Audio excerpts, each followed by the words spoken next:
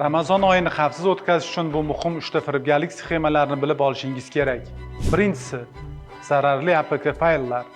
Telegram orqali noma'lum shaxslardan, hatto tanishlaringizdan ehson, iftorlik, Ramazon taqvimi, Ramazonga hadya kabi nomlar bilan fayllar kelsa, uni yuklab olmang. Bu fayllar zararli dasturlar bo'lishi mumkin.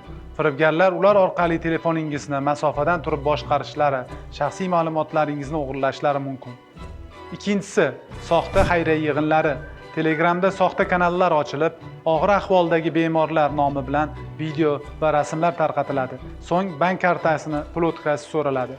Doimo manbani tekshiring va faqat ishonchli hamda rasmiy tashkilotlar orqali ehson qiling. Uchinchisi, deepfake va deepfake videolar. Ijtimoiy tarmoqlarda sun'iy intellekt yordamida tayyorlangan soxta videolar tarqalmoqda. Ayniqsa, taniqli ulamolar yoki mashhur shaxslar ovozi va yuzidan foydalanib, odamlarni aldash holatlari ko'paygan. Bugungi kunda shu 3 ta sxema orqali minglab odamlar aldanmoqda. Keyingisi siz bo'lmang. O'zingizni va yaqinlaringizni himoya qiling. Ushbu videoni barchaga ulashing.